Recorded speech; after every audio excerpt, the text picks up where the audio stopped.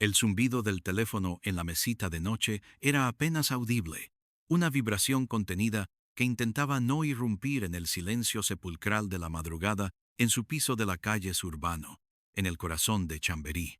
Pero para Elena, en la quietud ominosa de la oscuridad, ese mínimo temblor resonó como un trueno en la cueva de sus temores Marcos, a su lado, roncaba suavemente, ajeno al pequeño temblor que, como un sismógrafo, registraba las primeras grietas en el cimiento de su vida. Ella contuvo la respiración, el corazón latiéndole desbocado contra las costillas, una bandada de pájaros asustados.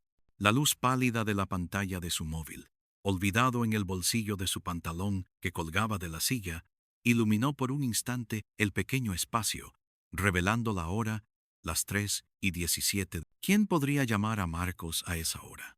¿Y por qué su teléfono vibraba en silencio, no con su habitual y estridente tono de llamada?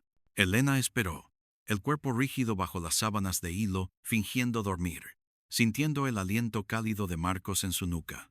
Los segundos se estiraron, densos y pesados, convirtiéndose en minutos. El zumbido cesó, pero la quietud no trajo paz. En cambio, dejó una resaca amarga de sospecha. Se deslizó con cuidado fuera de la cama, sus pies descalzos tocando el suelo frío de madera. El pijama de seda se sentía como una segunda piel, frágil y vulnerable. Con pasos lentos y deliberados, se acercó a los pantalones de Marcos. Un escalofrío le recorrió la espalda al estirar la mano. Era la primera vez en 15 años de matrimonio que se atrevía a una intromisión tan descarada, una violación tan íntima de la confianza. Sus dedos temblaron mientras buscaba el móvil en el bolsillo. Estaba caliente, como si acabara de ser sostenido. La pantalla de bloqueo la recibió con la hora y la fecha. Deslizó el dedo con una punzada de culpa. El patrón de desbloqueo de Marcos era un laberinto sencillo que ella conocía bien. Una vieja broma interna. La luz de la pantalla iluminó su rostro, revelando ojeras profundas y la tensión marcada alrededor de sus labios. Allí, en la bandeja de notificaciones, había un mensaje de WhatsApp sin leer, de un número desconocido, o eso le pareció al principio. Al abrir la conversación, vio un nombre que no reconoció, Luna, y debajo, un mensaje corto, brutal en su simplicidad. Te echo de menos. Llama cuando puedas. El aliento se le atascó en la garganta. Su mente, habitualmente ordenada y pragmática, se negó a procesar lo que veía. Luna, una mujer, a las 3 de la mañana. El corazón de Elena latió con tal fuerza que creyó que Marcos, aún en su sueño profundo, debía escuchar. Devolvió el teléfono al bolsillo con la misma precisión obsesiva con la que lo había tomado. Cada movimiento calibrado para no dejar rastro. Volvió a la cama, pero el sueño se había desvanecido, reemplazado por una vigilia febril. La imagen del mensaje se grabó a fuego en su retina. Luna, te echo de menos. La habitación, antes un refugio, ahora le parecía claustrofóbica, llena de secretos inconfesados. Se concentró en la respiración de Marcos, intentando descifrar si en ese ritmo constante había alguna señal de culpabilidad, algún indicio de la traición que ese pequeño dispositivo parecía haber gritado en la oscuridad. El tic-tac del viejo reloj de péndulo en el salón, que solía ser un sonido reconfortante, ahora se convertía en un metrónomo implacable que marcaba el ritmo de su ansiedad. Los días siguientes se convirtieron en un ejercicio de disimulo y auto. Elena se observaba a sí misma actuando con una normalidad que no sentía, sonriendo a Marcos con una máscara de afabilidad que se resquebrajaba por dentro. El olor, un perfume suave, floral, diferente al suyo, pero que se mezclaba con el de Marcos cuando volvía a casa, anidando en el cuello de sus camisas, en la solapa de su chaqueta. Ella lo detectaba en el aire al pasar junto a él, un fantasma olfativo que le arañaba el alma. Marcos, por su parte, parecía más distante, más absorto. Sus horarios se volvieron erráticos. Una reunión de última hora, un problema con el cliente, tengo que terminar unos papeles en la oficina. Justificaciones que antes hubieran sido aceptadas sin cuestionar, ahora eran hilos sueltos en una madeja de mentiras. Una tarde, mientras ayudaba a Marcos a organizar unos documentos para un viaje de negocios a Valencia, encontró un recibo en el bolsillo de su chaqueta de traje. Era de una floristería en la calle Mayor, cerca de la plaza. No era un ramo para ella. No habían celebrado nada especial. Y Marcos nunca compraba flores sin motivo. La fecha del recibo era una semana antes del mensaje de Luna. Elena guardó el recibo en su propio bolso. Una pequeña pieza de un rompecabezas que empezaba a tomar forma. Una forma monstruosa. La incertidumbre se convirtió en su compañera constante. Se preguntaba si todo era una malinterpretación, una paranoia propia de la edad o del estilo. Pero cada gesto de Marcos, cada mirada esquiva, cada vez que contestaba el móvil en otra habitación o con la voz baja, alimentaba el fuego de la duda. Un día, Marcos le anunció que saldría de la ciudad por un fin de semana por trabajo, a un congreso en Segovia. Elena asintió, su voz sonando hueca incluso para ella misma. Pero esa noche, mientras Marcos dormía, su instinto la llevó de nuevo a su teléfono. Esta vez fue más allá. En la galería de fotos encontró una serie de instantáneas recientes. Fotos de Marcos en un restaurante elegante, con una mujer joven de cabello oscuro y ojos vivaces, sonriendo de una manera que Elena no había visto en años. La mujer de las fotos llevaba un collar distintivo, un pequeño colgante de luna. Y en una de las fotos, entre los dos, había un ramo de flores, idéntico al que describiría el recibo de la calle Mayor. El corazón de Elena se contrajo dolorosamente. Luna. Las piezas encajaban con una precisión brutal. La rabia y la humillación la invadieron. Quiso gritar, arrojar el teléfono contra la pared, despertar a Marcos y enfrentarlo. Pero se contuvo. Un frío pragmatismo, forjado por años de responsabilidades y la necesidad de mantener la compostura, se apoderó de ella. No podía simplemente estallar, necesitaba más, algo irrefutable, algo que él no pudiera negar con su habitual habilidad para girar los hechos. Necesitaba pruebas sólidas. El gaslighting de Marcos, su habilidad para hacerla dudar de su propia percepción, era una amenaza constante. Estás imaginando cosas, Elena. Estás estresada. Necesitas relajarte. Esas frases, que antes había aceptado, ahora le parecían armas. Decidió seguirlo. El fin de semana del Congreso en Segovia, Elena inventó una excusa para visitar a su hermana en Getafe, a las afueras de Madrid. Pero en lugar de ir allí, se dirigió a la estación de Atocha. Sabía que Marcos solía tomar el AVE desde allí.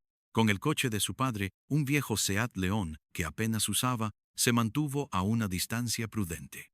Y allí lo vio. Marcos, con su maleta de viaje, subiendo a un taxi, no al tren de Segovia. El taxi tomó dirección a la zona centro. Elena lo siguió, su corazón latiendo como un tambor de guerra. El taxi se detuvo frente a un discreto hotel boutique en la calle de la Montera, cerca de la Gran Vía. El escondite, leyó en un pequeño letrero de hierro forjado sobre la entrada. Era un hotel elegante, con una fachada de principios de siglo, ventanas con balcones estrechos y el aroma de la sofisticación. Elena aparcó un poco más abajo, observando. No tardó en verla. Luna, la misma mujer de las fotos, saliendo del hotel, sonriéndole a Marcos con una familiaridad que a Elena le rompió el alma en 1000 pedazos. Se besaron brevemente antes de que Marcos entrara al hotel con su maleta. Luna se quedó unos minutos más, observando cómo él desaparecía, su mirada llena de un anhelo que Elena había creído exclusivo para ella. El mundo de Elena se derrumbó en ese preciso instante.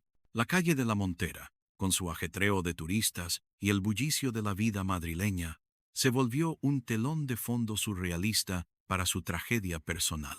Las luces de los escaparates le parecieron un desafío. Las risas de la gente. Una burla quedó en el coche, paralizada, viendo cómo su vida se desvanecía ante sus ojos. El Congreso en Segovia era una farsa, el trabajo una mentira. Su marido, el hombre con el que había compartido 15 años, un hijo, una vida, la estaba engañando, y lo hacía con una desfachatez que le revolvía el estómago.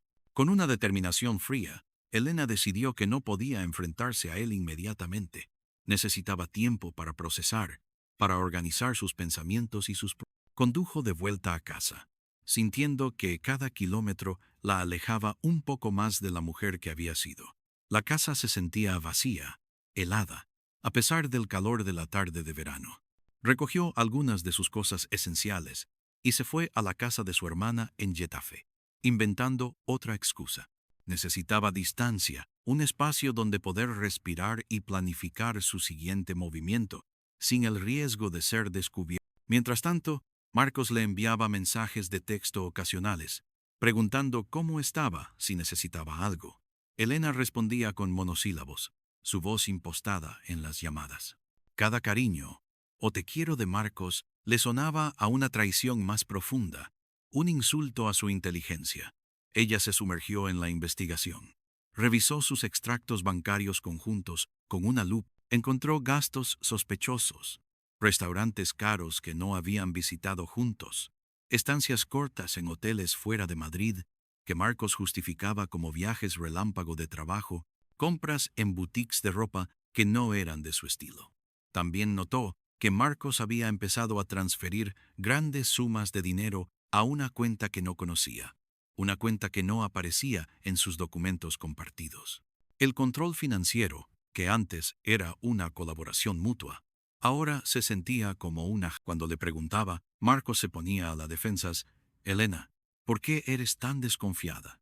Es para una inversión. Es un proyecto de la empresa que no puedo detallar aún. No te preocupes por el dinero, sabes que siempre he sido un buen administrador. Gaslighting en su máxima expresión, haciéndola sentir que era ella la paranoica, la irracional. Elena recordó las fotos de Luna en el teléfono de Marcos, el collar de Luna. Utilizando las habilidades que había aprendido en su trabajo como analista de datos, buscó en las redes sociales. No tardó en encontrar a una mujer llamada Luna Sánchez, con un perfil público en Instagram, donde aparecía con el mismo collar y los mismos ojos vivaces.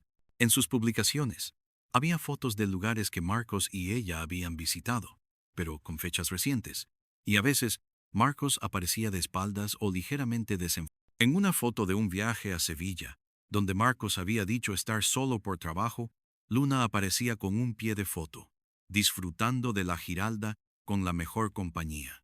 La mejor compañía claramente era Marcos. La ira de Elena se volvió una llama fría y constante. Luna era una colega de Marcos de su anterior empresa, una joven promesa del departamento de marketing, veintitantos, ambiciosa, y ahora la destructora de su matrimonio. La oportunidad para el enfrentamiento se presentó una tarde de martes, cuando Marcos anunció que tendría que quedarse tarde en la oficina para preparar una presentación importante.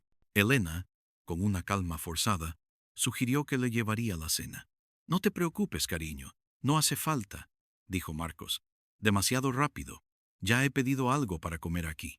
Esa fue su señal. En lugar de ir directamente a la oficina de Marcos, en el Paseo de la Castellana, Elena se dirigió a un elegante bar lounge en la calle Bárbara de Braganza, en el barrio de las Salesas, donde sabía que Marcos solía ir a tomar algo después del trabajo con clientes o compañeros. Se sentó en una mesa discreta, pidiendo una copa de vino, con la mirada fija en la entrada. No tardó, Marcos y Luna, riendo, susurrándose al oído, sus manos rozándose de una forma demasiado íntima para ser solo colegas. La tensión en el aire era palpable, no solo por la música suave del jazz que sonaba de fondo, sino por la traición que se desplegaba ante sus ojos. El camarero, un joven atento, se acercó a ofrecerle otra copa. No, gracias, dijo Elena, su voz apenas un susurro. La escena la hería más allá de lo que las palabras podían. Él le estaba dedicando a ella la atención y la ternura que antes eran suyas. Elena observó durante lo que parecieron horas, pero solo fueron 30 minutos. Observó cómo Marcos pagaba la cuenta, cómo Luna se aferraba a su brazo mientras salían del bar. Elena se levantó, dejando el dinero de su consumición en la mesa, y lo siguió a una distancia. Caminaron unas pocas manzanas, con la brisa nocturna de Madrid acariciando sus rostros hasta detenerse frente a un portal en la calle de Génova. Marcos sacó unas llaves, y juntos entraron en el edificio. No era su casa. Era el apartamento de Luna. Elena sintió un torbellino de emociones. Asco, tristeza, una furia hirviente. Quería irrumpir allí mismo, pero se contuvo. Esta vez, su silencio no era por debilidad, sino por sacó su móvil y tomó varias fotos del portal, de ellos entrando. La ironía de usar el mismo método de Marcos para su traición no pasó desapercibida. Volvió a su coche, el viejo. La casa se sentía como una prisión, un mausoleo a su amor perdido. Se sentó en la oscuridad de la cocina, las luces amarillas de la calle filtrándose por la ventana, el tic-tac del reloj de péndulo resonando como respiró hondo, intentando controlar el torrente de lágrimas que amenazaban con desbordarse. Necesitaba ser fuerte, por ella, por su hijo, Pablo. Al día siguiente, cuando Marcos volvió a casa, Elena ya estaba lista. Había arreglado su cabello, se había vestido con una de sus blusas favoritas, intentando proyectar una imagen de control que distaba mucho de su estado. Marcos entró con su habitual «Hola, cariño, ¿qué tal el día?», y un intento de beso que Elena esquivó con un movimiento sutil. «Tenemos que hablar, Marcos», dijo, su voz monótona, desprovista de emoción. Él se sentó en el sofá, su expresión cambiando de la complacencia a una cautela. Claro, ¿qué pasa? Elena colocó su móvil sobre la mesita de café, mostrando las fotos del hotel El Escondite, las fotos de Marcos y Luna entrando al portal de la calle Génova, los recibos de la floristería, los extractos bancarios resaltando las transferencias y gastos sospechosos. Luna dijo simplemente, dejando que el nombre flotara en el aire como una sentencia. Marcos palideció. Intentó una sonrisa. Una risa forzada. «Elena, ¿qué es esto? ¿Me estás espiando? ¿Estás perdiendo la cabeza?». Su tono era de incredulidad, de condescendencia. El gaslighting comenzaba. «Esas fotos son malinterpretaciones. Luna es una colega. Hemos estado trabajando en un proyecto delicado con clientes importantes. Lo de la calle Génova es su apartamento. Sí, pero teníamos una reunión de trabajo allí, a altas horas. Era más práctico. Y las transferencias, ya te dije, son inversiones de la empresa. No puedo darte detalles por confidencialidad». ¿Un hotel? Eso fue. Un proveedor que se alojó allí, y yo fui a recoger unos documentos. Las flores. ¿Flores? ¿En serio? ¿Te las compré a ti para tu cumpleaños? ¿No te acuerdas? Elena lo miró fijamente. «No me acuerdo de esas flores para mi cumpleaños, Marcos. Ni de ninguna reunión de trabajo a las 3 de la mañana con Luna ni con nadie. Ni de tus viajes de trabajo a Sevilla con la mejor compañía. Sé lo que veo, Marcos. Y sé lo que he investigado. Este es el collar de Luna», dijo, mostrándole una foto de Luna en su perfil de Instagram, donde se veía claramente el colgante de Luna. «Y estas son las fotos de tu teléfono, de la galería. ¿Recuerdas? Tú y ella en el restaurante. Las mismas flores, el mismo collar. Mis cumpleaños están bien documentados, Marcos. Y nunca me compraste flores de esa floristería. Ni en esa». La voz de Elena se mantuvo firme, pero por dentro se sentía temblar. Marcos, acorralado, se puso a la defensiva. La negación dio paso a la ira. «Eres una psicópata. Has hurgado en mis cosas. Has violado mi privacidad. ¿Qué clase de persona hace esto? Estás enferma, Elena. Estás paranoica, celosa. Después de 15 años, ¿así confías en mí?». Su voz se alzó, buscando intimidarla, para que ella retrocediera, como tantas veces antes. «Todo esto es una locura tuya. Estás construyendo un castillo de naipes con fantasías. Necesitas ayuda profesional». Pero Elena no retrocedió. «No soy yo la que está loca, Marcos. Soy yo la que está viendo la realidad. Y la realidad es que me has estado engañando, me has mentido, me has manipulado, me has hecho sentir que mis instintos eran erróneos, que yo era la que estaba». «¿Y el dinero? ¿Por qué has estado vaciando la cuenta de ahorros que teníamos para la hipoteca y las inversiones de Pablo? ¿Por qué has transferido grandes sumas a una cuenta a nombre de Luna Sánchez?». La última pregunta fue un golpe bajo. Marcos se quedó en silencio, sus ojos evasivos. La verdad de los hechos, las pruebas irrefutables, lo habían despojado de sus armas. Ya no podía negar lo evidente. Su rostro, antes lleno de rabia y desdén, se contrajo en una mueca de derrota. Elena, no es tan simple, murmuró. Su voz ahora apenas un susurro. Sí, he estado saliendo con Luna, pero no es lo que piensas. Es complicado. ¿Complicado?, repitió Elena, con una amargura que le quemaba la garganta. Complicado es mentirle a tu mujer durante meses, robarle la tranquilidad, el dinero, el respeto. Complicado es que nuestro hijo, Pablo, te vea como un héroe, mientras tú destruyes la familia que creamos. La mención de Pablo pareció afectarle más que todo lo. Pablo no tiene por qué enterarse de nada de esto, dijo Marcos, intentando retomar el control. Podemos arreglarlo. Podemos ir a terapia. Podemos. ¿Arreglarlo?, lo interrumpió Elena, una carcajada sin humor escapándose de sus labios. Has vaciado nuestra cuenta conjunta. Has invertido nuestro dinero en un apartamento para ella, ¿verdad? Esa es la inversión que no podías detallar. Ese es el proyecto de la empresa. Me has robado, Marcos. Nos has robado. No solo mi dignidad, sino también el futuro económico de nuestro hijo. La verdad, ahora desnuda y cruda, revelaba capas mucho más profundas de traición. No era solo el adulterio, era el engaño financiero, el abuso de confianza, la desprotección total. La calle Surbano, el hogar que habían construido, ahora se sentía como un escenario de un drama que nunca imaginó protagonizar.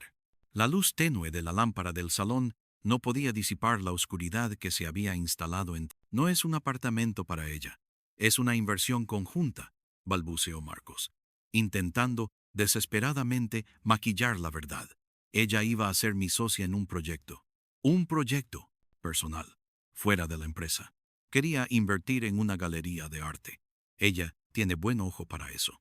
Yo iba a aportar el capital inicial, y ella se encargaría de la gestión. Elena se levantó, recorriendo la sala, sus pasos resonando en el silencio. Así que no solo me engañas, sino que también planeas un futuro financiero con ella, utilizando el dinero que hemos ahorrado juntos durante años, el dinero que estaba destinado a la educación de Pablo, a nuestra jubilación. ¿Y esto, Marcos, me lo cuentas ahora, cuando te he acorralado con las pruebas? ¿Qué otra cosa me has ocultado? La voz de Elena se quebró. La fachada de calma se resquebrajó, revelando el dolor y la devastación que sentía. Lágrimas silenciosas corrieron por su. Siempre me hiciste creer que éramos un equipo, que el dinero era nuestro. Me hiciste firmar papeles para la hipoteca, para las inversiones conjuntas, y ahora descubro que has estado desviando fondos. Esto no es solo infidelidad, Marcos. Esto es fraude. Esto es un plan deliberado para despojarnos de nuestros bienes. Marcos se encogió en el sofá, su mirada perdida. No, Elena, no es fraude. Yo iba a recuperarlo todo. Tenía un plan. Quería sorprenderte con los beneficios. No era para abandonarte. Solo era una aventura, un error. Por favor, Elena, no arruinemos todo por esto. Pablo, piensa en Pablo. Yo estoy pensando en Pablo, dijo Elena, limpiándose las lágrimas con rabia. Estoy pensando en cómo su padre le ha robado parte de su futuro. Y no, Marcos, no es una aventura cuando implica nuestro patrimonio. No es un error cuando se planifica con tanta meticulosidad, utilizando nuestro dinero para construir una vida paralela. La discusión continuó durante horas, una agonía de recriminaciones, de verdades a medias y mentiras completas que Marcos seguía intentando colar. Elena, sin embargo, estaba preparada. Había contactado a un abogado de divorcios de confianza, en un despacho de la calle de Génova, muy cerca de donde Marcos y Luna solían entrar. Este abogado, un hombre llamado Don Rafael Mendoza, ya le había aconsejado sobre sus derechos y las implicaciones legales del fraude. Finalmente, Elena tomó la decisión que sabía era inevitable. Se acabó, Marcos. No hay vuelta atrás. Esto no es una cuestión de perdonar una infidelidad. Es una traición profunda, una violación de todo lo que habíamos construido. Hemos terminado. La noticia cayó como un rayo en el pequeño apartamento de Chamberí.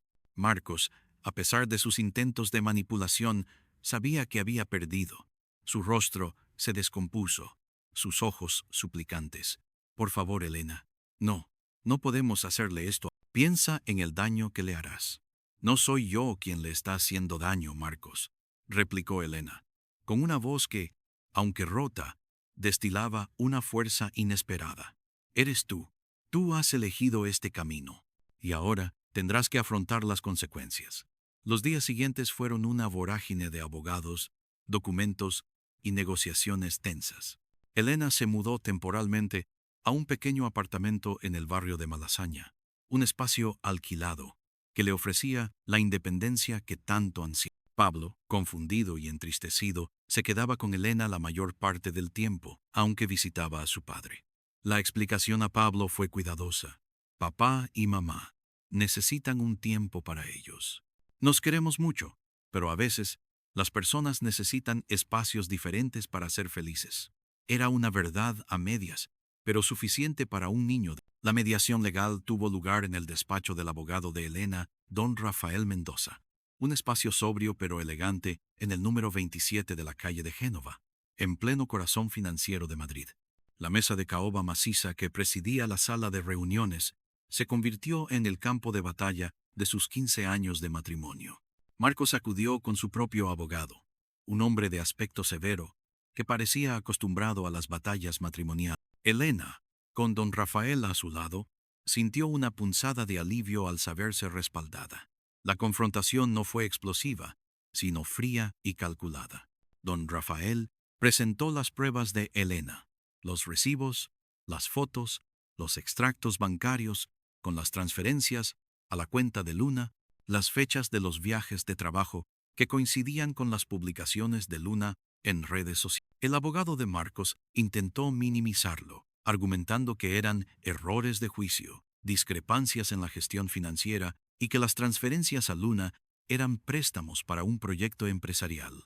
Pero Elena, ahora empoderada por la verdad y por el apoyo legal, no cedió.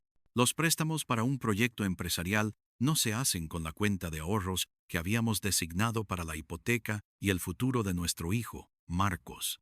Ni se hacen a espaldas, ni se ocultan como si fuera una aventura amorosa.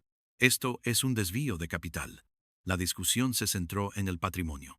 Elena exigió la mitad de todos los bienes, incluyendo el apartamento de la calle Zurbano, el chalet en la Sierra de Madrid que habían comprado hace años, y la recuperación del dinero desviado a la cuenta de Luna, así como la parte proporcional de cualquier ganancia que Marcos hubiera obtenido de sus inversiones secretas. Marcos, cada vez más derrotado, intentó salvar lo poco que le quedaba, ofreciendo un acuerdo menor, pero Elena se mantuvo firme.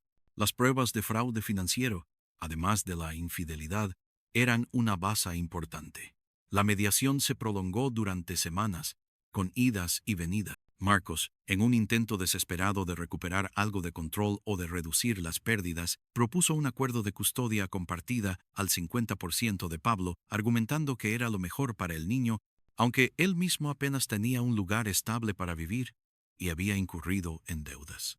Elena, con el consejo de don Rafael, aceptó la custodia compartida, pero con una condición estricta.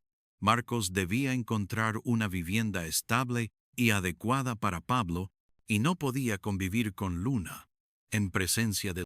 Además, se estableció una pensión de alimentos generosa para Pablo y una pensión compensatoria para Elena durante un tiempo, dados los años de matrimonio y su menor capacidad de ingresos en ese momento, debido a su rol de cuidadora principal del hogar y del hijo.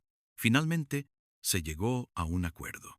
Marcos tendría que vender el chalet en la sierra para compensar parte del dinero desviado y para saldar las deudas generadas por su doble. El apartamento de la calle Zurbano se pondría a la venta y el dinero se dividiría entre ambos, aunque Elena tendría una parte mayor para compensar la merma de su patrimonio.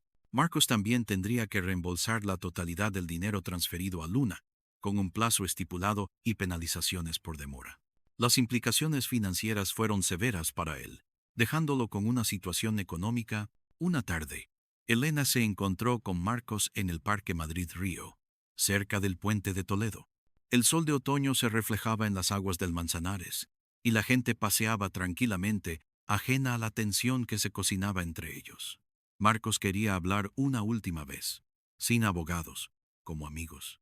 Se sentaron en un banco, con la estatua de Carlos III observándolos desde la distancia. Lo siento, Elena, dijo Marcos, su voz suave y llena de un arrepentimiento que, por primera vez, Elena creyó genuino. Lo siento por todo el daño que te he hecho, por las mentiras, por el engaño, por el dinero. Me equivoqué. Fui un cobarde. Me dejé llevar por una tontería y lo arruiné todo. Elena lo miró, el rostro de él demacrado, con ojeras profundas. Ya no sentía la misma rabia, sino una tristeza infinita. No es una tontería, Marcos. Fue una elección, y tuvo consecuencias para ti, para mí y para Pablo. El gaslighting, hacerme dudar de mi propia cordura, eso fue lo peor. Eso es algo que no puedo perdonar fácilmente. Él asintió, mirando al río. Lo sé, fui cruel, egoísta. Pensé que podía tenerlo todo. Me convencí a mí mismo de que no te harías daño, de que no te enterarías, pero estabas ahí, siempre, siempre atenta, siempre cuidando de nosotros. Y yo lo di por sentado. La conversación fue dolorosa, pero necesaria. Elena necesitaba escucharlo, no para perdonarlo completamente, sino para empezar a cerrar esa herida. Necesitamos seguir adelante, Marcos, cada uno por su lado, y ser los mejores padres posibles para Pablo. Él no tiene la culpa de nada de esto. Marcos estuvo de acuerdo. Pablo es lo único que nos queda. Haré todo lo que pueda para ser un buen padre. El final de su matrimonio no fue una victoria para Elena, ni una derrota para Marcos. Fue una consecuencia. Un par. Ella había ganado la verdad y la justicia, pero había perdido una parte de su vida que nunca recuperaría. Él había perdido su familia, su patrimonio, su honor. Meses después, Elena había reconstruido su vida en el apartamento de Malasaña. Había vuelto a trabajar a tiempo completo, y su hijo Pablo se había adaptado bien a la nueva situación. Aunque aún preguntaba por qué sus padres ya no vivían juntos. Marcos, por su parte, vivía en un pequeño piso de alquiler en un barrio más modesto, luchando por recuperar su estabilidad financiera y emocional. Luna había desaparecido de su vida, al menos públicamente. El proyecto de la galería de arte nunca se materializó, y la relación se disolvió bajo el peso del escándalo y las deudas. Elena aprendió a confiar de nuevo en sus instintos, a valorar su propia voz y su percepción. La cicatriz de la traición era profunda, pero también era un recordatorio de su fuerza, de su capacidad para levantarse y luchar por lo que era justo. La casa de la calle Zurbano se vendió. La vida continuaba, con sus nuevos desafíos y sus nuevas oportunidades. Elena se sentía más libre, aunque también más sola, pero era una soledad elegida, una que le permitía sanar y reconstruir un futuro, ladrillo a ladrillo, sobre cimientos firmes y honestos, sin sombras ni secretos. El reloj de péndulo en su nuevo hogar, uno que había comprado ella misma, tic-tac, marcaba un nuevo ritmo, uno de independencia y esperanza. El tic-tac del reloj de péndulo, con su ritmo pausado y constante, se había convertido en la banda sonora de su nueva vida. Elena lo escuchaba, mientras preparaba el desayuno, mientras Pablo se desperezaba con los últimos restos de un sueño infantil, mientras el sol de la mañana se filtraba por las ventanas del apartamento de Malasaña, dibujando patrones cambiantes en la pared. Era un sonido que simbolizaba la reconstrucción, la paciencia y la ineludible marcha del tiempo. Los días se sucedían, estructurados alrededor del horario escolar de Pablo y su propio empleo a tiempo completo. Había redescubierto la satisfacción de la rutina, una rutina forjada por sus propias decisiones, sin la sombra de la incertidumbre o el engaño. Su trabajo, ahora en una editorial pequeña pero dinámica, le ofrecía un ambiente estimulante. Había retomado su pasión por los libros con una energía renovada, y la concentración que requería su labor la ayudaba a mantener a raya los pensamientos intrusivos del. Sus colegas eran en su mayoría mujeres, profesionales y empáticas, y pronto Elena encontró en algunas de ellas un nuevo círculo de apoyo. Sofía, una editora de ficción con un humor mordaz y una inteligencia aguda, se convirtió en una confidente inesperada. Compartían cafés a media mañana, y a veces un almuerzo rápido en alguna de las tabernas concurridas del centro, intercambiando anécdotas sobre los desafíos de la vida laboral y personal. Pablo, por su parte, se había aclimatado con una resiliencia sorprendente. A sus 7 años, su mundo era el colegio, los videojuegos y los amigos del parque.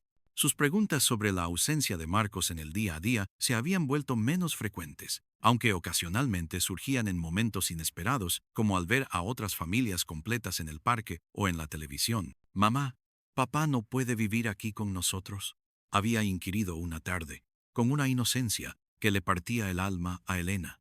Ella, con la serenidad que había aprendido a cultivar, le explicaba con palabras sencillas que a veces los adultos tomaban caminos diferentes, pero que el amor por él permanecía inquebrantable. Por parte de ambos, siempre ponía énfasis en que él no era la causa, sino el centro de su universo compartido, la razón por la que ambos se esforzaban por la convivencia, aunque fuera a distancia. Los fines de semana con Pablo eran un santuario. Recorrían el Retiro en bicicleta, visitaban el Museo de Ciencias Naturales o simplemente se acurrucaban en el sofá a leer o ver una película. Elena se esforzaba por llenar su vida de experiencias positivas, de risas y de la seguridad de su presencia.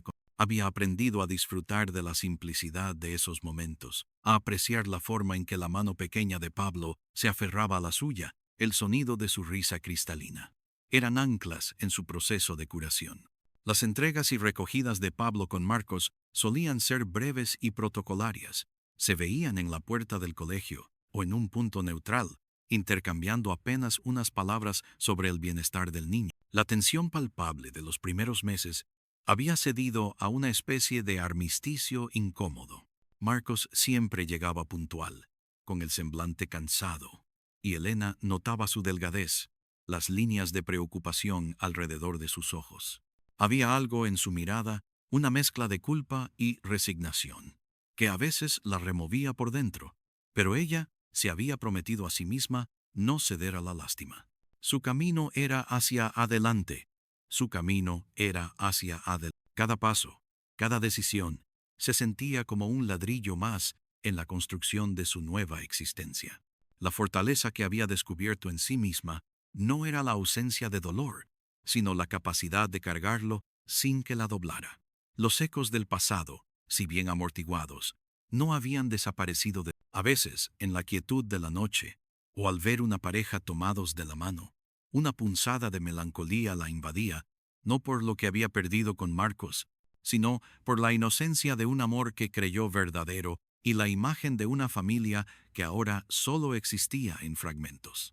Pero esas punzadas eran cada vez más breves, más manejables, como nubes pasajeras en un cielo que, en su mayoría, se mantenía. El otoño madrileño avanzó, tiñendo los árboles del Retiro de ocres y rojizos, y el aire de un frescor vibrante. Elena encontraba consuelo en la belleza de la ciudad, en la energía de sus calles y en la promesa de cada día nuevo. En la editorial, su proyecto más reciente, la edición de una novela histórica ambientada en el siglo XVIII, la absorbía era una historia de conspiraciones palaciegas y amores prohibidos, y Elena se sumergía en la investigación de la época, en la corrección minuciosa del estilo, en la búsqueda de la portada perfecta. La complejidad de la trama y la riqueza del lenguaje la obligaban a una concentración absoluta, un bálsamo para su mente, que de otra forma podría divagar hacia asuntos más personales. Sofía, con su pericia y su ojo crítico, era su cómplice en esta. Compartían largas horas en la oficina, a veces hasta tarde, discutiendo giros argumentales y sutilezas lingüísticas, alimentándose de café y la emoción compartida de dar vida a un libro. «Este manuscrito tiene alma, Elena», le había dicho Sofía una tarde, mientras revisaban las pruebas de imprenta. «Necesita que lo pulamos con delicadeza, como una joya». Elena asintió, sintiendo el mismo entusiasmo. Esa pasión renovada por su trabajo era un regalo inesperado. Se sentía valorada, útil, parte de algo significativo, y la sensación de logro la llenaba de una satisfacción que iba más allá de lo profesional. Se había forjado un espacio propio, reconocido y respetado, donde sus ideas importaban. Los fines de semana Pablo era su prioridad absoluta. Su risa era el sol que disipaba cualquier. Habían descubierto un nuevo parque en las afueras, con tirolinas y circuitos de aventura, donde Pablo podía desfogarse hasta el agotamiento, mientras Elena lo observaba desde un banco, perdiéndose en el sonido de las hojas secas crujiendo bajo sus pasos y el murmullo de las conversaciones a su alrededor. Esos momentos de aparente normalidad eran, para Elena, la esencia misma de la felicidad reconstruida. Pablo, con su energía inagotable y su curiosidad insaciable, la mantenía anclada en el presente, en la maravilla de ver el mundo a través de sus ojos. Una tarde, mientras ayudaba a Pablo con un dibujo para el colegio, un retrato familiar, él se detuvo, con el lápiz suspendido sobre el papel. «Mamá», comenzó, con su voz pequeña y pensativa, «todos mis amigos tienen a sus papás en casa. ¿Por qué papá no puede volver?» Elena dejó su propia tarea, girándose para mí. Su corazón se encogió, pero su expresión se mantuvo serena. «Cariño», dijo, acercándolo para abrazarlo. «Ya hemos hablado de esto. Los adultos a veces necesitan sus propios espacios para estar bien. Y eso es lo que pasó con papá y conmigo. Pero que él no viva aquí no significa que no te quiera. Te quiere muchísimo, Pablo, y siempre será tu papá». Pablo la miró, sus ojos grandes y azules, llenos de una seriedad inusual para sus 7 años. «¿Pero lo echo de menos?» Elena le besó la coronilla. «Lo sé, mi amor. Y es normal que lo eches de menos. Yo también echo de menos muchas cosas del pasado. Pero estamos creando recuerdos nuevos y maravillosos juntos, ¿verdad?» Pablo asintió lentamente, apretándose contra ella. Esas conversaciones eran difíciles, pero Elena sabía que eran necesarias. La honestidad, adaptada a su edad, era la mejor herramienta para navegar el laberinto de sus emociones. Marcos, en sus breves encuentros, parecía más ensimismado que sus ojos, antes chispeantes, ahora reflejaban una fatiga profunda, una resignación que Elena notaba sin querer. A veces, mientras Pablo se despedía de ella para irse con su padre, Elena escuchaba fragmentos de sus conversaciones. La voz de Marcos, más apagada, menos segura, había adelgazado aún más, y su ropa, aunque limpia, parecía más holgada. Ella se esforzaba por mantener una distancia emocional infranqueable, por no dejarse conmover por lo que su promesa de no ceder a la lástima era su escudo. Sin embargo, en un nivel más profundo y primario, la imagen de él, disminuido, le recordaba la magnitud del daño, no solo a ella, sino a él mismo. La destrucción que había desatado no había respetado a nadie, ni siquiera a su propio arquitecto. Un día de invierno, cuando el frío se había instalado en Madrid con una tenacidad gélida, Elena recibió una llamada inesperada. Era el abogado de Marcos. Su voz era grave y profesional. «Señora Ferrer», dijo el letrado, «lamento molestarla, pero Marcos ha tenido un accidente.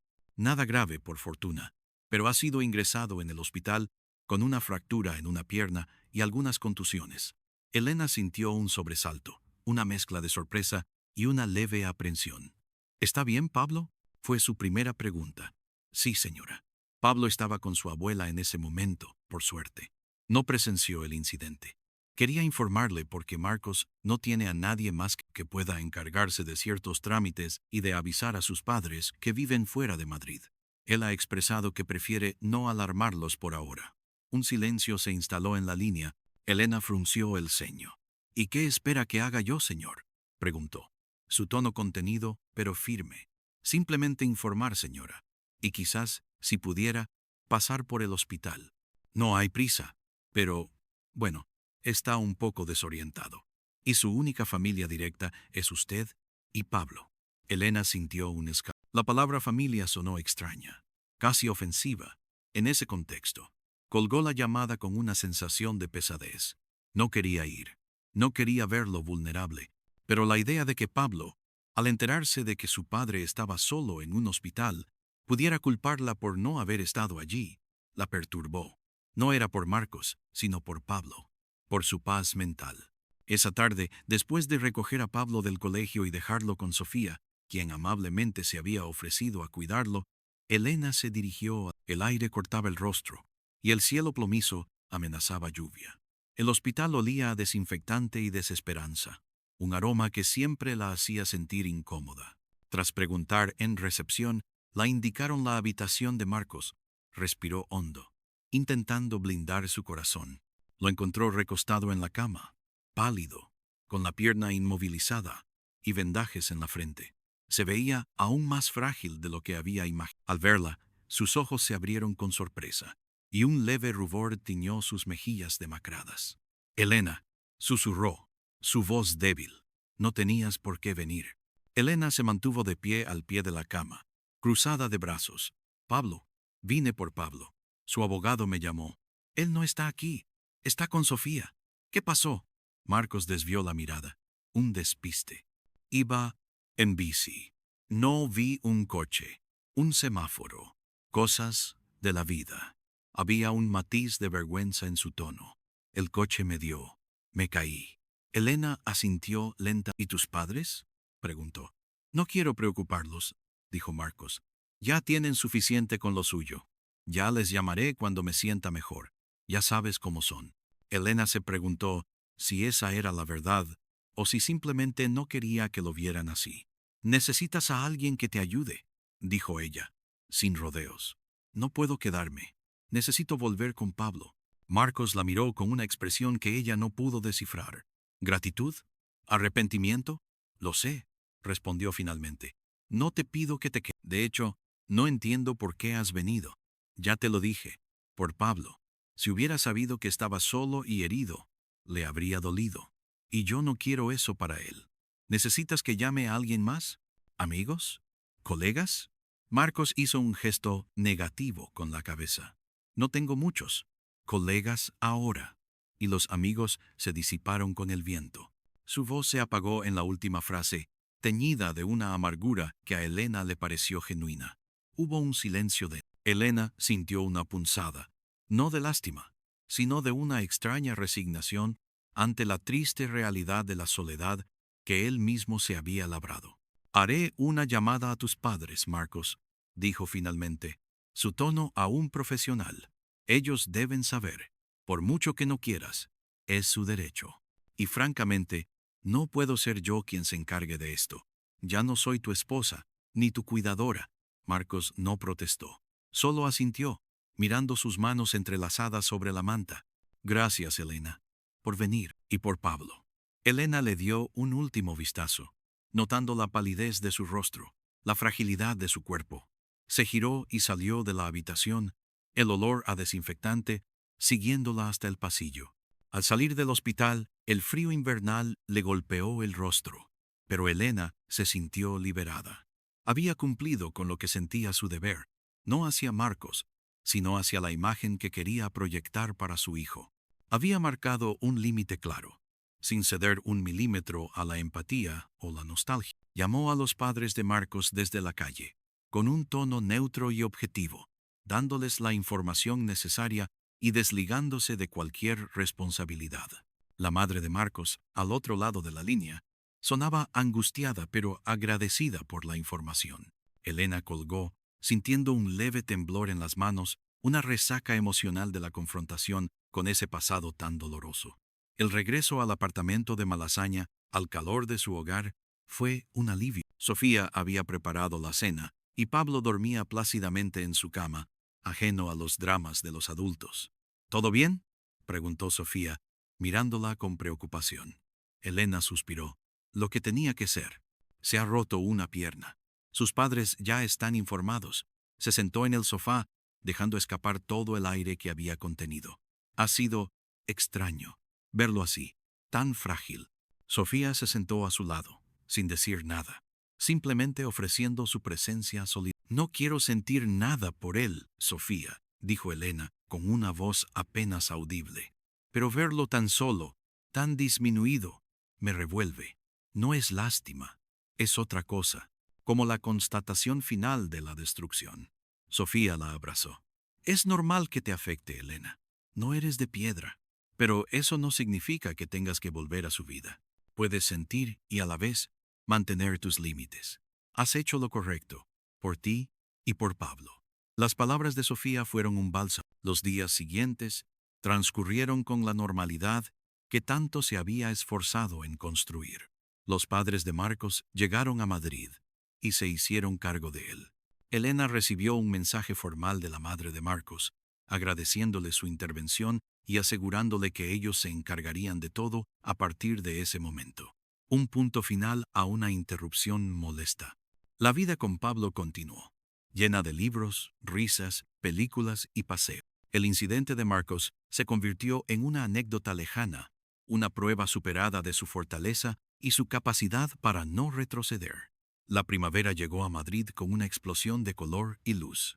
Los naranjos en flor perfumaban las calles, y los parques se llenaban de gente. Elena se sentía más fuerte que nunca, más dueña de sí misma.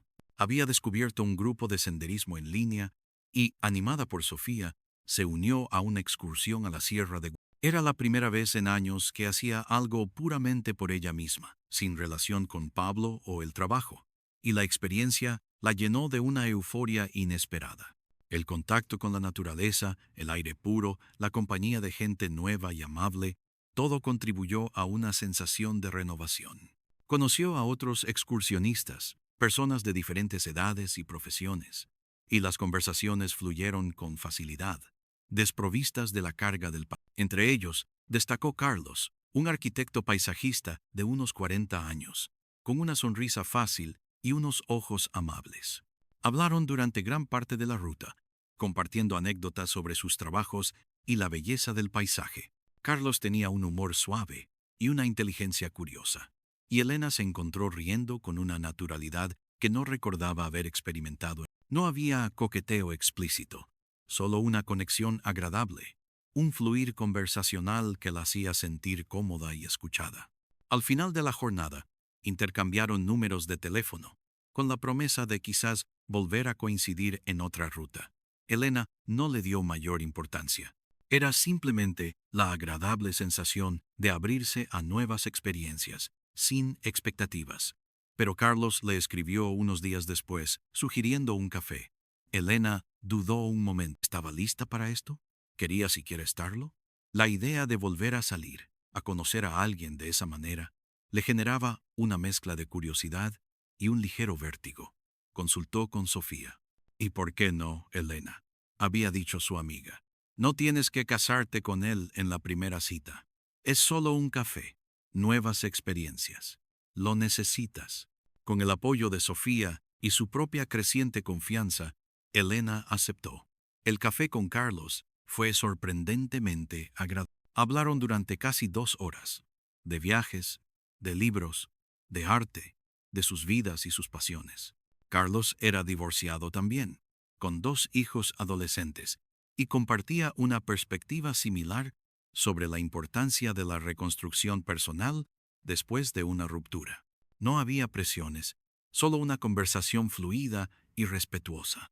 Elena se dio cuenta de que podía ser ella misma, sin filtros, sin máscara. No hubo el anhelo desesperado de una conexión que había sentido en el pasado, sino una apreciación tranquila de una compañía agradable. Al despedirse, Carlos sugirió una cena. Elena sonrió. Quizás, dijo, sintiendo un leve rubor en las mejillas. El reloj de péndulo en su sala de estar seguía marcando el tiempo. Tic-tac, tic-tac. Pero ahora su sonido no era solo de reconstrucción, sino de avance, de nuevas posibilidades. Elena observaba a Pablo mientras jugaba en el suelo con sus juguetes, la luz de la tarde bañando su rostro. La vida seguía siendo compleja, con sus desafíos y sus incertidumbres, pero ella no era la misma Elena. Era más fuerte, más sabia y, sobre todo, más libre. La libertad de elegir su propio camino, de abrirse a lo nuevo sin temor, de apreciar la soledad cuando la necesitaba y de buscar compañía cuando la... Esa tarde, mientras cenaban pasta que ella había preparado, Pablo le contó entusiasmado un proyecto del colegio sobre el sistema solar. Elena lo escuchaba con una sonrisa, notando cómo su hijo crecía y se desarrollaba, ajeno a gran parte de los entresijos adultos. Se preguntó si Marcos se recuperaría de su accidente, tanto física como anímicamente. La respuesta no le pertenecía, ni le incumbía. Su preocupación principal era Pablo, su educación, su bienestar emocional y la seguridad de saberse amado incondicionalmente. Los días de primavera se convirtieron en el preludio de un verano prometedor. Elena planificó unas vacaciones con Pablo en una pequeña casa rural en la costa de Cádiz. La idea de escapar de la ciudad, de pasar tiempo de calidad en la playa, la llenaba de ilusión. Ya no buscaba la validación externa, ni el abrazo desesperado de un amor que se había salvado a sí misma. La editorial había aceptado su propuesta de un nuevo proyecto. Esta vez, una serie de biografías de mujeres influyentes en la historia de España, y Elena se sentía emocionada por sumergirse en la investigación y la escritura de las introducciones. Era un trabajo que resonaba con su propia historia de resiliencia femenina. Las conversaciones con Sofía se habían vuelto aún más profundas. Hablaban de todo, de sus carreras, de sus relaciones, de los desafíos de la maternidad, de sus sueños y frustraciones. Sofía se había convertido en una hermana elegida, una compañera de viaje en el tortuoso camino de la vida adulta. Una tarde, mientras compartían una copa de vino después del trabajo, Sofía le preguntó directamente: ¿Y qué hay de Carlos? ¿Vas a darle una oportunidad real? Elena sonrió, mirando el vino en su copa. No lo sé, Sofía. Es agradable, muy agradable, pero no tengo prisa, y no sé si busco lo mismo que antes. Eso es lo mejor de todo, respondió Sofía, alzando su copa. Ya no buscas llenar un vacío. Buscas una compañía que te sume, que te haga bien, que te entienda, y si llega, fantástico. Si no, seguirás siendo maravillosa tal como eres.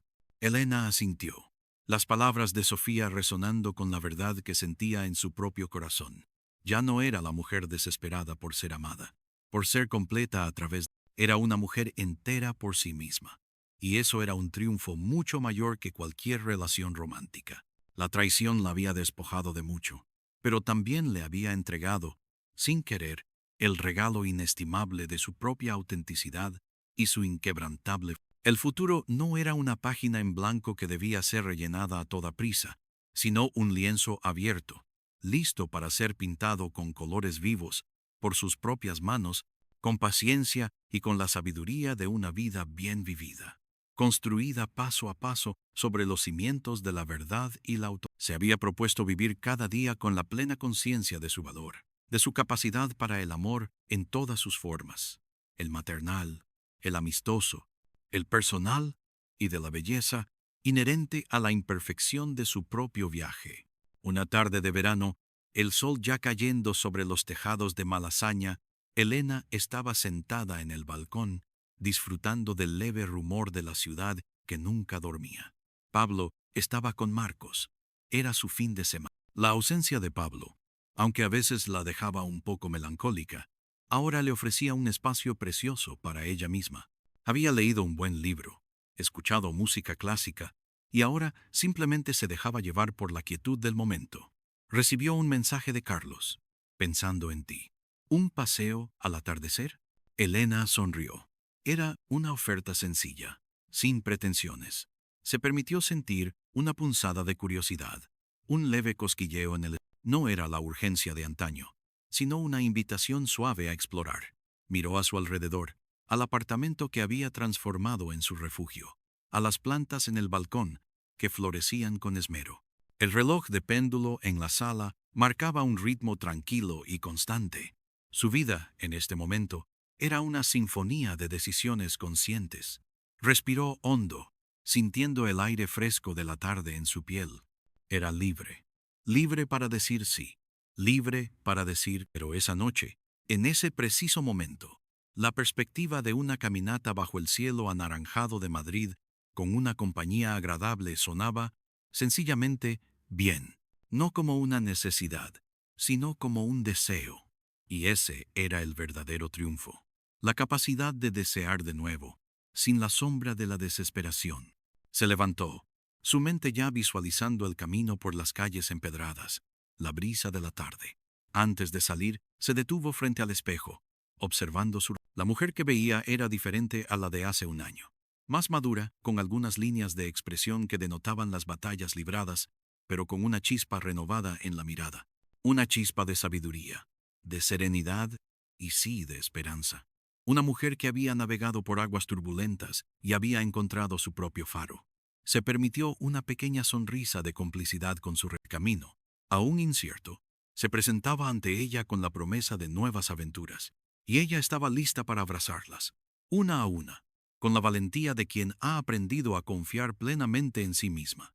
La oscuridad ya no era un miedo, sino un contraste necesario para apreciar la intensidad de la luz que ahora irradiaba desde su interior. Había encontrado su propia voz, y con ella la melodía de su propia vida, única e irreemplazable, que se escribía cada día con la tinta de su propia voluntad y la resiliencia de su espíritu indomable. Cada tic-tac del reloj no era un recordatorio de lo que pasaba, sino una celebración de lo que se construía, de lo que florecía. Y con esa certeza, una calma profunda se apoderó de ella, una sensación de paz que no había experimentado. La reconstrucción de su vida no era solo una cuestión de ladrillos y rutinas, sino de un renacimiento interno. Había aprendido que la felicidad no residía en la perfección de las circunstancias, sino en la aceptación de la imperfección, en la gratitud por los pequeños momentos, en la capacidad de amar y ser amada, comenzando por el amor a sí. El sol se ponía, tiñendo el horizonte de Malasaña con tonos dorados y púrpuras, y Elena salió a la calle, dispuesta a encontrarse con el atardecer, y con lo que el futuro, con su incierta belleza, tuviera reservado para ella. Su paso era ligero, su corazón, aunque marcado, latía con una nueva y vibrante promesa. El eco de la traición se había desvanecido en el murmullo de la ciudad, dejando solo el rastro de la fuerza que había despertado en ella, una fuerza que era ahora su más valioso patrimonio. No necesitaba armaduras, solo su propia piel. La calle estaba llena de vida, como siempre. Jóvenes con risas despreocupadas, parejas paseando de la mano, el aroma de las tapas que se escapaba de los bares. Elena se sintió parte de ese bullicio, conectada a la energía de la ciudad, que tanto la había. Al doblar una esquina, vio a Carlos, esperándola junto a una farola, con esa sonrisa amable que ya le resultaba familiar. No hubo nervios, ni ansias, solo una agradable anticipación. Él la saludó con la mano y un gesto cálido. «Qué bien que has venido», dijo él, acercándose. «Pensé que el plan del paseo era perfecto para esta tarde». Elena asintió, notando la ligereza de su propia expresión. «Yo también lo creo. Necesitaba un poco de aire fresco». Empezaron a caminar sin rumbo fijo, por las estrechas calles del barrio. La conversación fluyó de nuevo con naturalidad, como si hubieran sido amigos de toda la vida. Hablaron de un documental que ambos habían visto, de sus planes para el verano, de los pequeños desafíos del día a día. Elena se sorprendió a sí misma, al darse cuenta de lo cómoda que se sentía. No había expectativas, no había esa presión soterrada de los inicios de una relación, solo una compañía agradable y el placer de compartir un momento. Carlos no intentaba impresionarla, ni tampoco ahondaba en su pasado. Respetaba su espacio, y eso era un bálsamo. Contó alguna anécdota divertida de su trabajo, y Elena se rió de corazón, una risa que sentía libre y auténtica. Había redescubierto la capacidad de reír sin reservas, sin que la risa se convirtiera en un eco vacío de viejas heridas. Mientras cruzaban la Plaza de la Luna, con sus luces ya encendidas y el ambiente animado, Elena reflexionó sobre el camino recorrido. La Elena de hace un año habría sentido una punzada de amargura al ver parejas felices, al percibir la ligereza de la vida en otros. Pero ahora sentía una especie de dulce empatía, una alegría por la alegría ajena y una profunda gratitud por la suya propia, por la paz que había conquistado. No era una paz pasiva, sino una paz activa, construida día a día, con esfuerzo y conciencia. Carlos le preguntó sobre su editorial, sobre los libros que le apasionaban. Elena le habló de la novela histórica que acababa de terminar, de la serie de biografías de mujeres. Compartió con él su entusiasmo por desenterrar esas historias, por darles voz. Carlos escuchaba con genuino interés, haciendo preguntas pertinentes, demostrando una curiosidad inteligente que a Elena le resultaba muy atractiva. No había esa necesidad de competir, de acaparar la conversación, que a veces había encontrado en otras personas. Con él, la interacción era un intercambio equilibrado y enriquecedor. Llegaron a un pequeño parque escondido, con un par de bancos y algunos árboles frondosos. Se sentaron un momento, el silencio interrumpido solo por el murmullo lejano del tráfico y el canto de algún pájaro nocturno. «Es un lugar bonito», dijo Elena, mirando a su alrededor. «No lo conocí. Madrid está lleno de estos pequeños rincones», respondió Carlos. «Solo hay que saber buscar». La frase se quedó flotando en el aire, con un matiz que a Elena no se le escapó. Pequeños rincones, nuevas oportunidades, algo que solo se encuentra cuando se está dispuesto a mirar, a buscar. Elena se dio cuenta de que, por primera vez en mucho tiempo, no estaba pensando en Marcos, ni en la traición, ni en las deudas, ni en el... Estaba simplemente en el presente, con Carlos, en ese banco, bajo el cielo estrellado de Madrid, sintiendo una ligereza en el alma que era inconfundible. No era amor, no todavía, pero era algo. Era la promesa de que la vida seguía, de que el corazón podía abrirse de nuevo a la posibilidad de la conexión, de la compañía, sin miedo, sin exigencias. Era la constatación de que la cicatriz de la traición era profunda.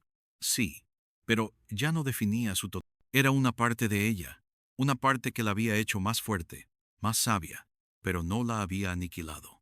Había emergido de las cenizas, no indemne, pero sí victoriosa. «Gracias por el paseo, Carlos», dijo Elena, girándose para mirarlo.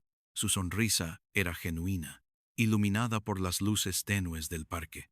«Ha sido muy agradable». Carlos le devolvió la sonrisa. «El placer ha sido mío, Elena. De verdad.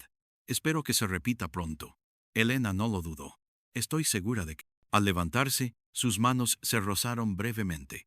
Un toque suave que envió una pequeña corriente por su brazo.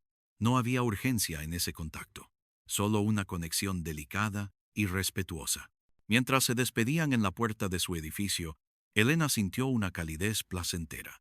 Había sido una noche simple, sin grandes dramas, sin revelaciones impactantes, y eso era precisamente lo que la hacía tan valiosa. Era la sencillez de un nuevo comienzo, la belleza de la normalidad recuperada, la promesa de que, después de la tormenta, el sol siempre vuelve a brillar, a su propio ritmo, con su propia luz. Subió a su apartamento, el tic-tac del reloj de péndulo recibiéndola con su cadencia familiar. La banda sonora de su vida había adquirido un nuevo matiz, más esperanzador, más melódico. Había dejado de ser una sinfonía solitaria para convertirse en una suave invitación a un dueto, si así lo desea. Por primera vez en mucho tiempo, esa idea no le generaba miedo, sino una serena y reconfortante